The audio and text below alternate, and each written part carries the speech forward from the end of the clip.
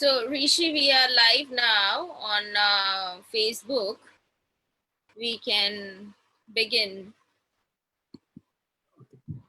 So, good evening, everyone. I'm Rishi Padhania. I'm heading the C. Maybe I'll introduce you. Yeah, May I take the privilege to introduce you? thank Okay.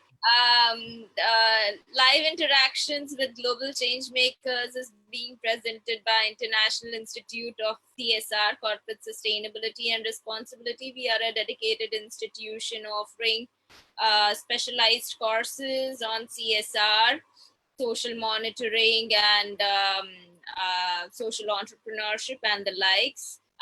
We are also being supported by Dainik Bhaskar, that is the largest Hindi newspaper circulated in the northern part of India, SDG Chopal, and Ekja Foundation.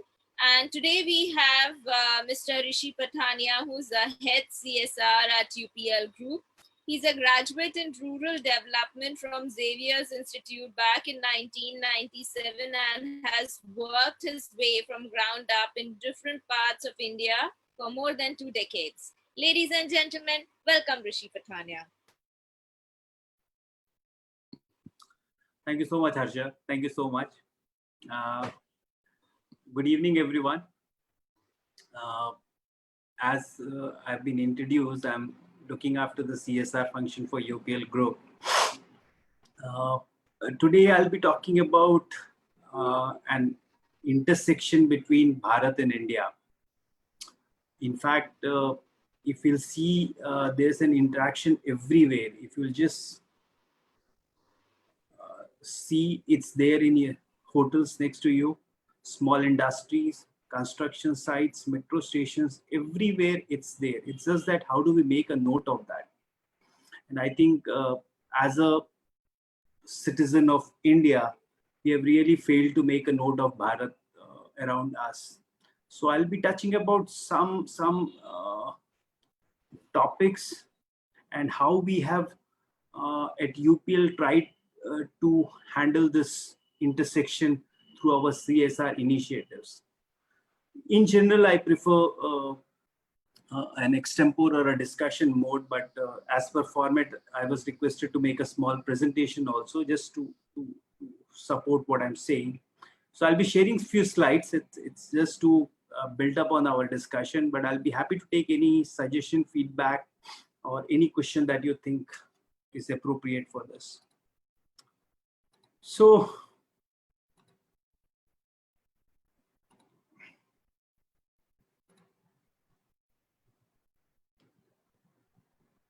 on one hand, we have tons of millionaires and billionaires, and on other, we have number of people who are below poverty line. On one hand, we have people who work on a formal sector, and other hand, we have people, more than 90%, who work in unorganized sector and not in a very good working conditions with almost zero security of job or social schemes. On one hand, we have people who live in urban area, 1/3 of our population. On the other hand, people who live in villages. On one hand, India is portrayed as a superpower in making, while on the other hand, we have large number of people under poverty. There's a lot of issue of unemployment, access to quality education, medical services. Overall quality of life is being compromised. So this is fundamentally the intersection between Bharat and India. Essentially, while I'm referring to Bharat, it's a rural India. And when I'm referring to urban India in general, it's an urban area.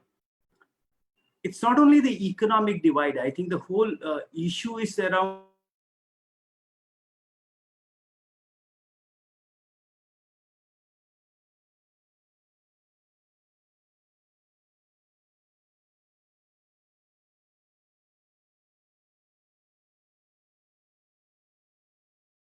economic reasons, as they see no viable option for moving out of poverty.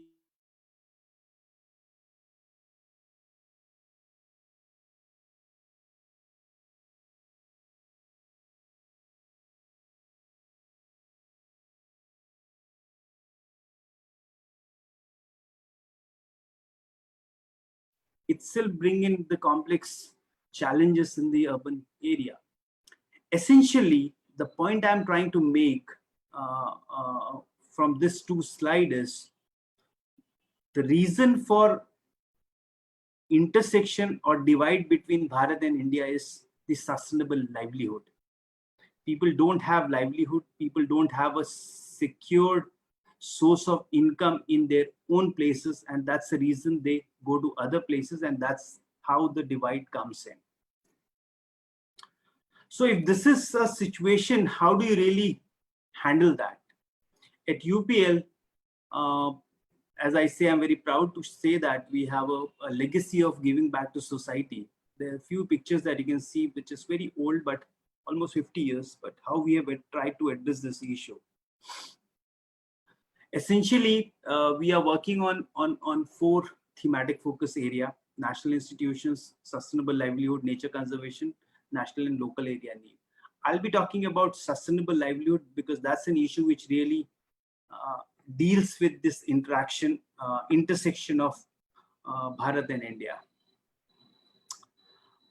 We focus on skilling and making people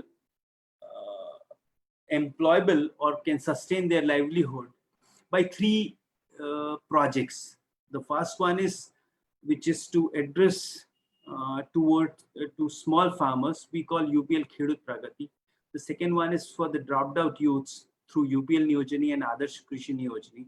The third one is for needy women, which is through UPL Udmita, UPL Unnati, and Ekatra Bhavishya, which is in Yavatmal area. We have a big UPL Center for Agriculture Excellence. The whole idea is to train farmers on modern farming techniques so that they can sustain their livelihood in their own villages.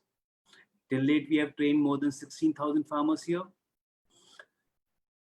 We work on not only on farmers training, we work on crop demonstration, whether it's a sugarcane, paddy, vegetable, banana, mango.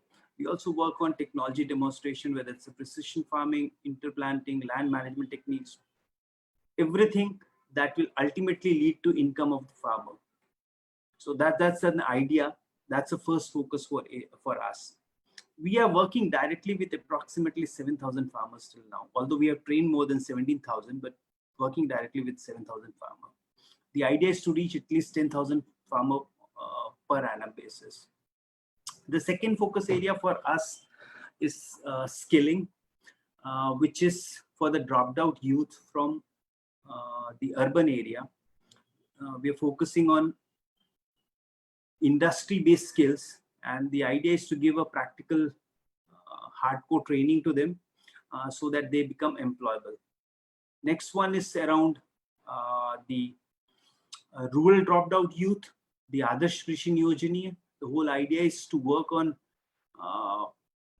providing employment through farm mechanization. We have provided training to 3,300 youths from 9 states, and this will keep on increasing every year. Now, apart from farmer and youth, we identified needy women as our third focus area. So we are working on making, on empowering them through economic route. Our approach has 5 components. It starts with diagnostic study, formation of self-help group, entrepreneurship development program, partnership with banks, monitoring and follow-up. We have formed 120 self-help group, which is having a membership of approximately 1,524 women from 42 villages. We have formed 1 cluster, 3 federation self-help group cooperatives. We are working on a lot of entrepreneurship and enterprises that we have formed in the process. You can see that in the screen, whether it's a Nagli processing, honey processing, kaju processing. The whole idea is to first bring them under one umbrella, form a processing unit and hand it over to the community. So that's a model that we are following.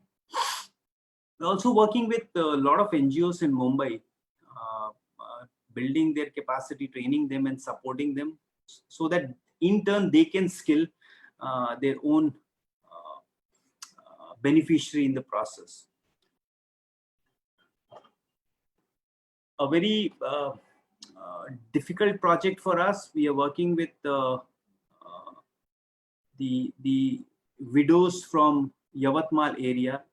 Large areas of cotton farm in Vidarbha have seen a lot of farmers getting into the debt trap, and many of them going for suicide.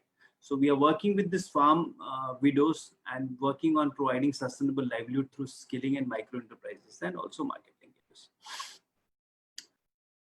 That gives you an idea that we have been one of the topmost player in giving back to society. But the point that I'm driving through this is we have to understand at a first level that why this divide is. This divide is primarily because of the economic divide and because of the sustainable livelihood, the opportunity that's not there in the society, in the rural area, drives people for the urban centers, which is India. And that's how this whole divide comes into the picture. We have to work in a way where we can provide livelihood at their own place. So that's what we are trying in a small way, and that's what my submission is. If we really want to handle this issue, because it starts with the economic divide, but it slowly goes into the cultural divide as well as the emotional divide part also.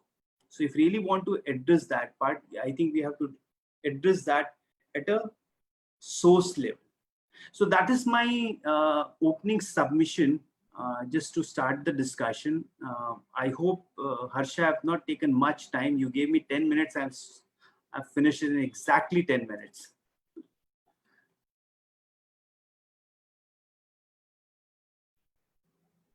You are on mute. Yes. I should say that it's a highly commendable work that you have been doing, especially at the grassroots level. I don't know if any one of us can get the kind of opportunity that you have been.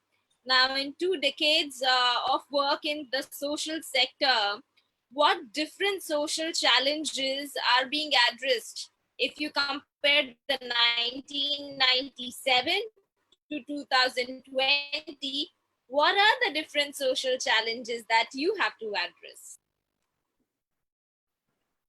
I don't know whether there's an issue with my internet connection or yours, but I have not been able to listen to what you said. Am I audible? Yeah, it's better now. Okay. In the 2 decades of work in the social sector from 1997 vis-a-vis 2020.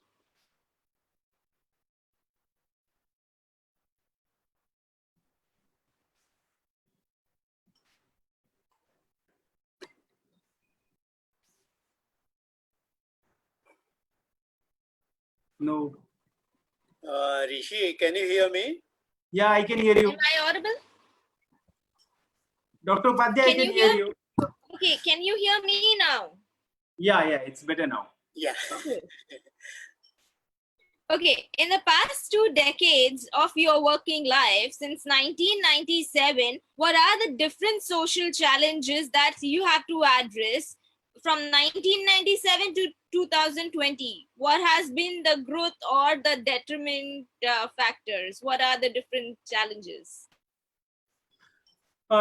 I think Dr. Upadhyay will agree to whatever I'm saying. I'll give you an example of skill development when I started my career. So when we used to do skill development 20 years back, I think the whole idea used to be if we can just bring in a good center which has a good trainer, then you have done your job. I think that the challenge used to be around infrastructure and creating a right resource person. But post that, we came into an era where it was more about making a linkage so that you can place your student in the right industry in last 5 years. Now we are into a stage where challenge is how do you really bring in youth to the center? So you have a good skill center, you have a good place to provide them a training, you have a good resource person, you have a linkage with the market. But I think the challenge now is with the youth. How do you really motivate them for a blue collar job? I think the whole aspiration has changed now. The aspiration is more towards white collar job. So just one example from a youth perspective, this is the challenge and this is the situation that has changed in last 20 years, which I have observed. Same way, if we'll talk about initiatives around agriculture, I think the whole work used to be around building capacity and backward linkage. When we started 20 years back, when I started 20 years back, I think now there's not much need of building that capacity because of so much information available through different channels. Farmers have that information. I think the whole challenge is around how do you take the farm produce to the market. So the whole dynamics has changed now. So earlier, the more effort was at a back-end linkage. Now I think the more effort or more requirement is at the front-end linkage. That's what is my observation in last 20 years.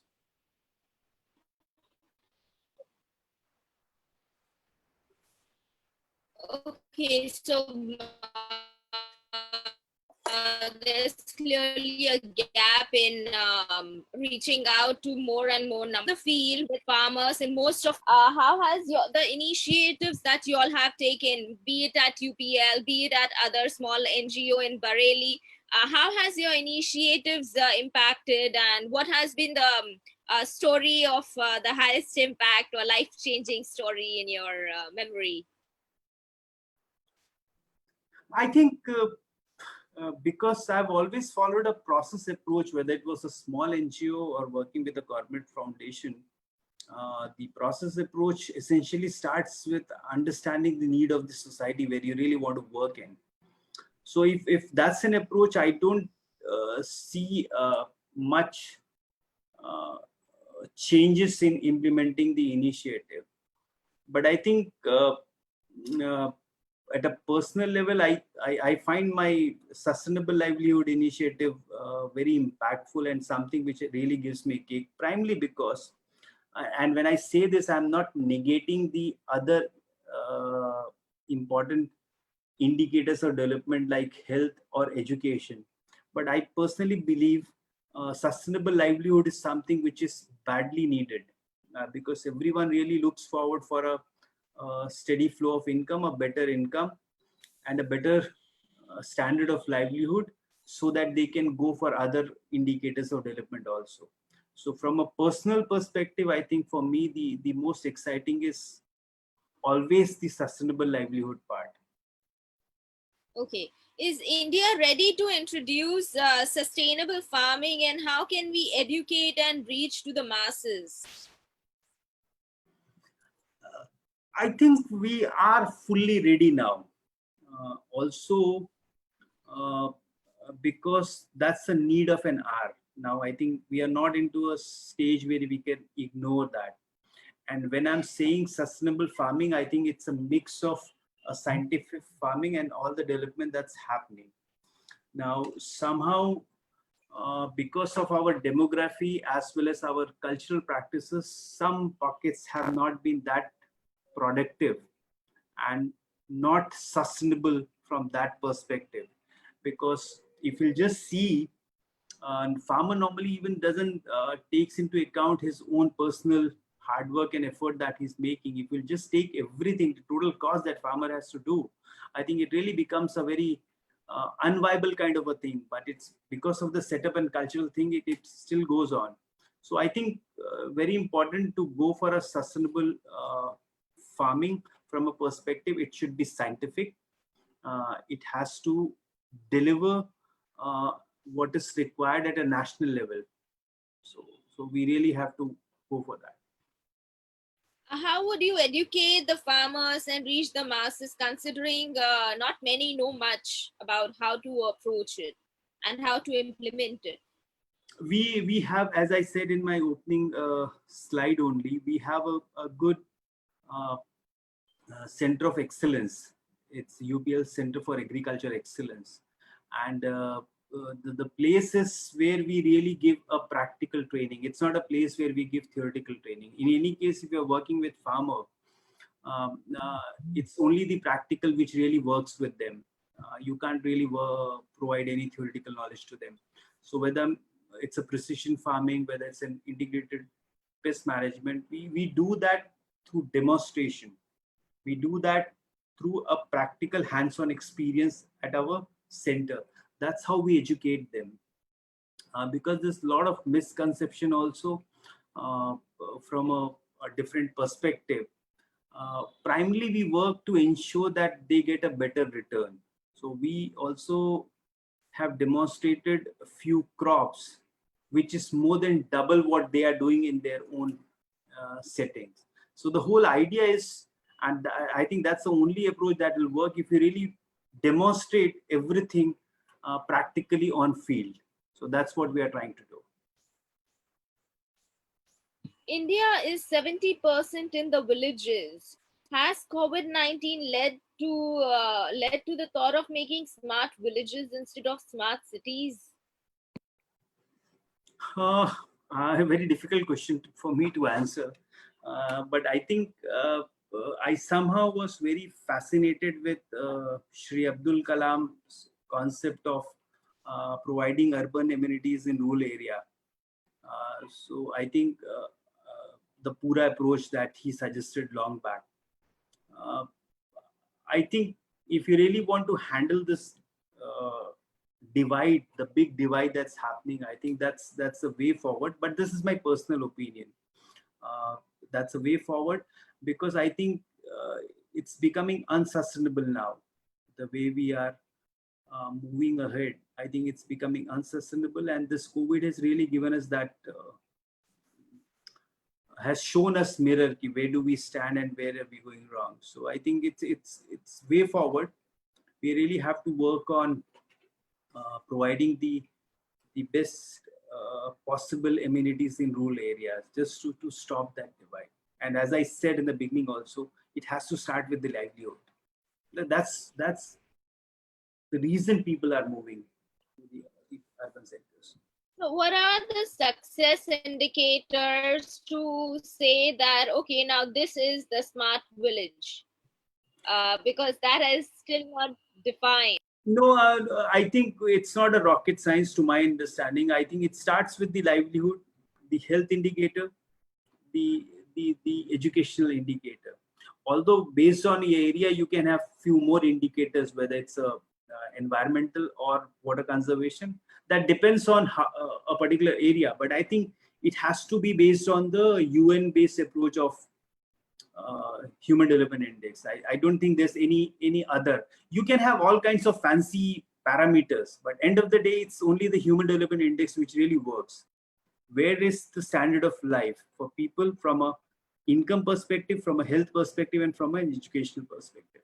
That's a three. Fundamentals don't change. I think you can always add on few more things based on the present modern realities, but I think that is more of a not the real core, but more of a topping up and making it exciting. But I think the fundamental remains same. Okay. So how would you define the actual intersection between India and Bharat? Having worked from the base level NGO to higher end NGO and now as a CSR head of a multinational. So where is the intersection lying? I'll come back again to what I said. I think the intersection line is the livelihood. That's where people are crossing their boundaries.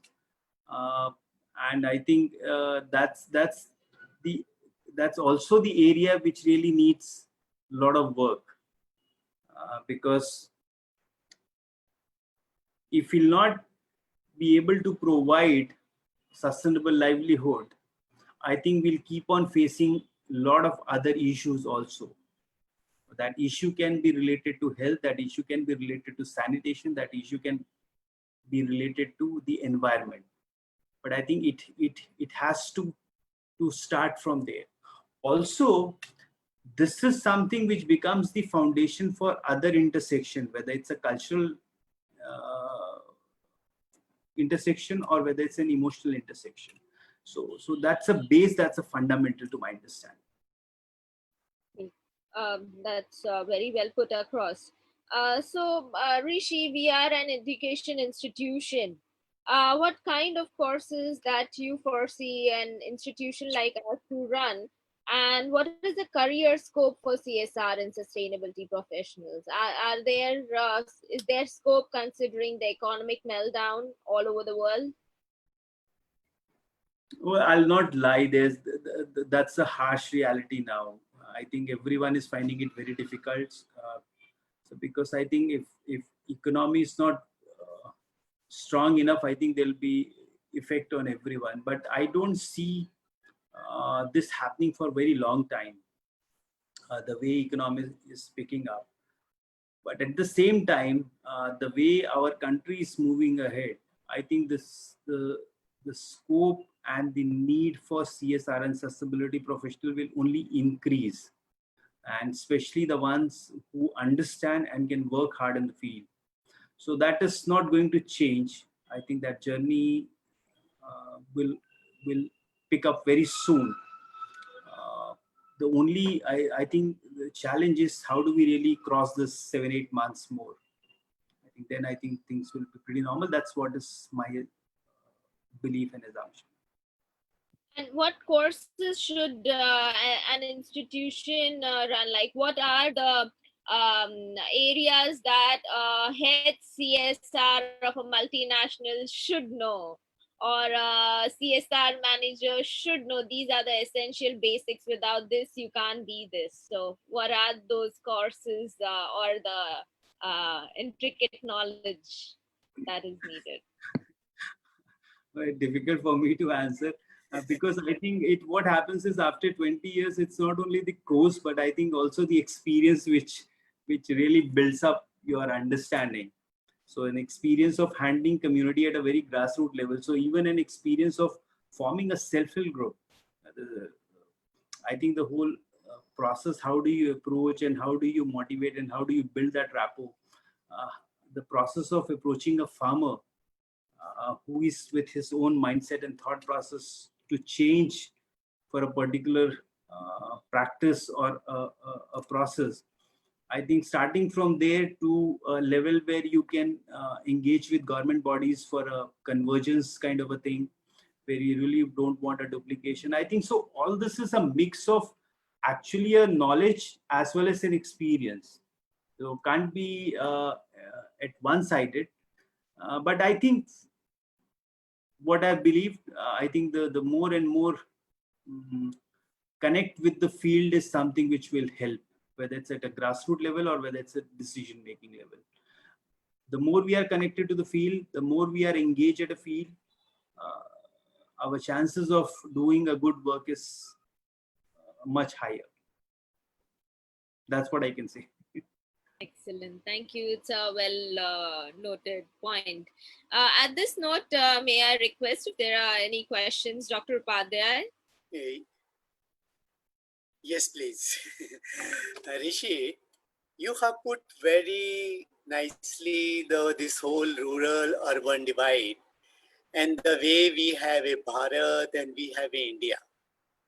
With this migration, I think a lot of things which were hidden under the carpet have been exposed, especially the vulnerability of our bottom of the pyramid section. Yeah. Like lot of people, around 4 crore moved from Bombay, Delhi, all these metros to back to their villages. Now, as per March survey, 1/6 have come back also to the cities now. And they say like another 25% will move back to cities. Now, what is happening is there's a lot of gap is coming up. Like those people, agriculture was not able to sustain the population it has. And now there's a more load on agriculture. And then also on the livelihood side, you talked about skills. Everybody is talking about skills. I was in a PM launched program for UP.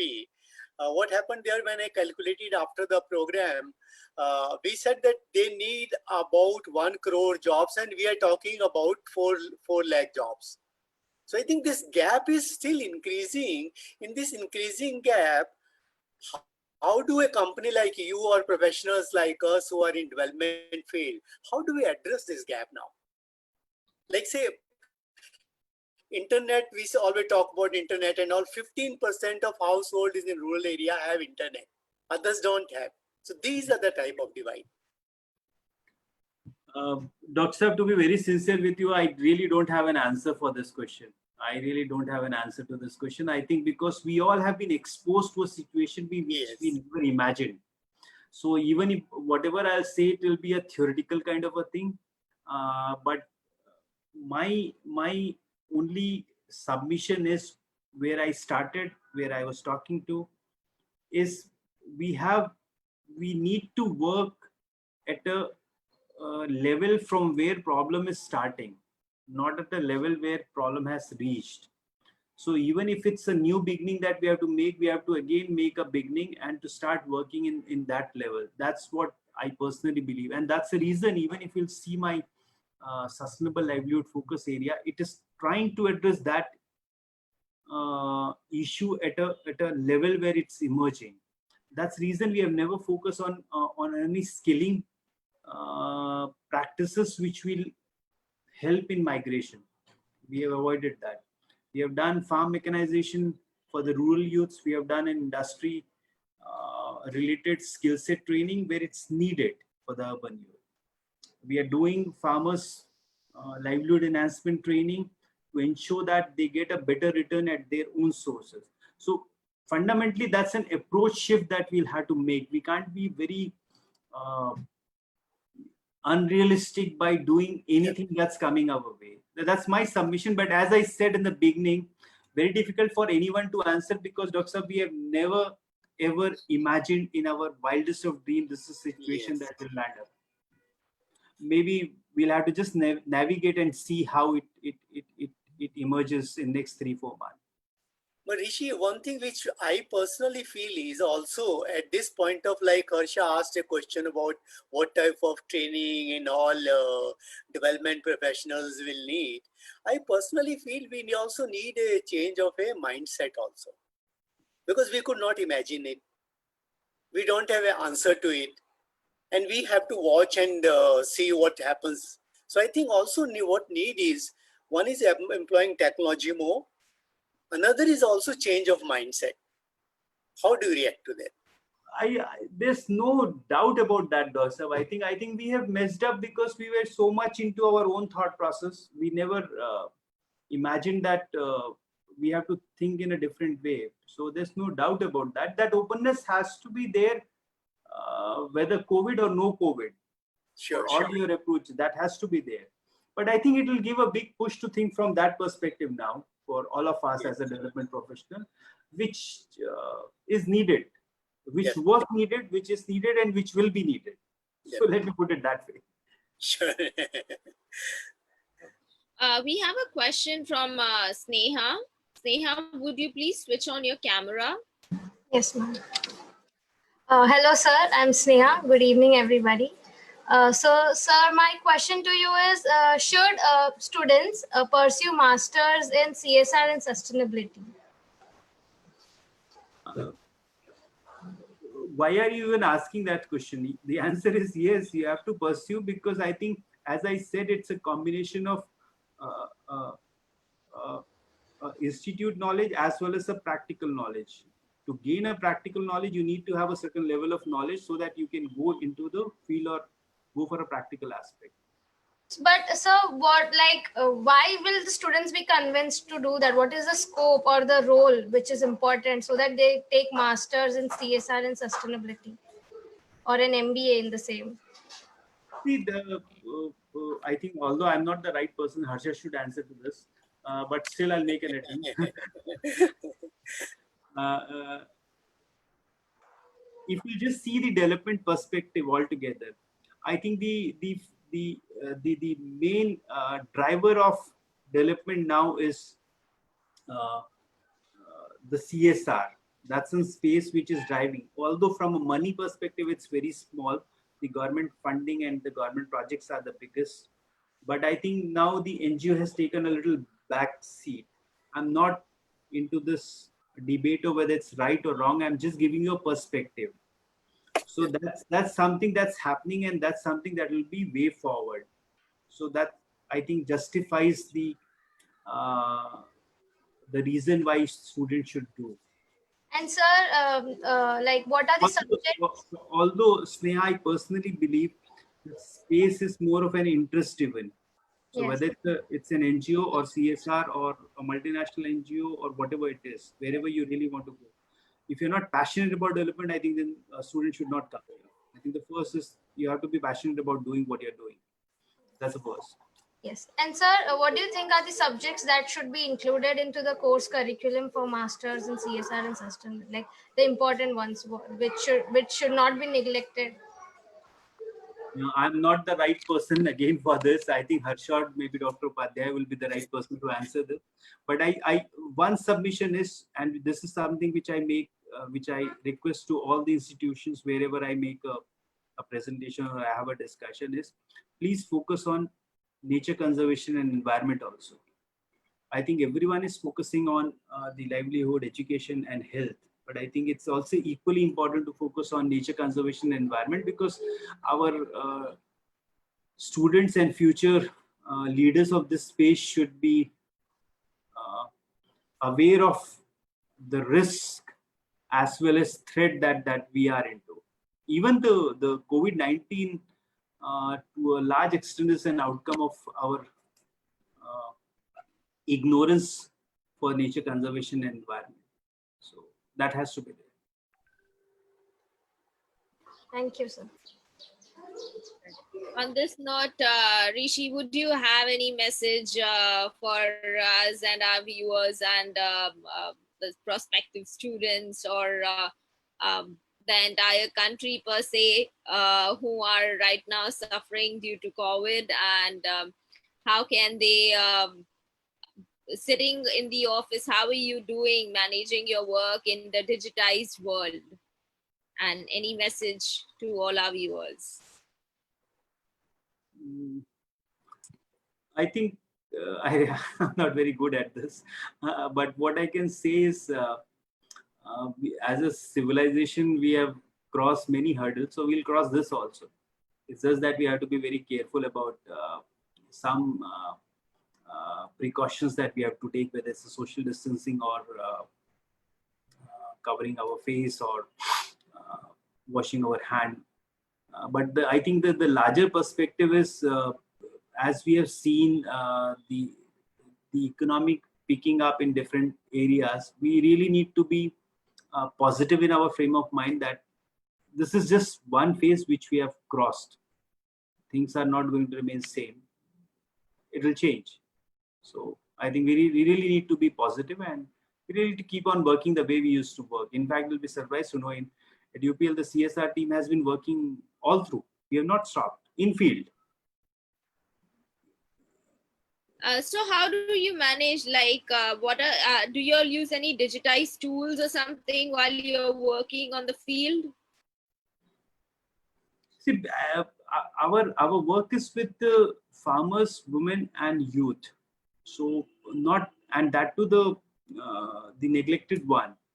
And I think you only said in your opening remark, there's a lot of gap. There's not many people. Oh, sorry, Dr. Saab said, not many people can afford that. So we are dealing with that segment. So we really don't have that digital connectivity. It's one-to-one, but we are doing it with a lot of precaution and a lot of social distancing and protocols that's been established. Any last words for all of us? No. Just all the best, and thank you for inviting me for this wonderful workshop. Indeed, a pleasure. It was wonderful to talk to you, Rishi. And we, in the short span of time, we learned a lot about your life, your journey, and the ground realities in rural India. Thank you for being there with us. Thank you. My pleasure. Thank you so much for inviting me. Thank you. Thank you, Rishi. May we have a picture together? if possible. Sorry? I'm just taking a picture together. Okay. All right. Thank you, Rishi. Thank you so much for being Okay, there nice with us, seeing and thank you you. for giving your time. Thanks. Enjoyed it. Thank you.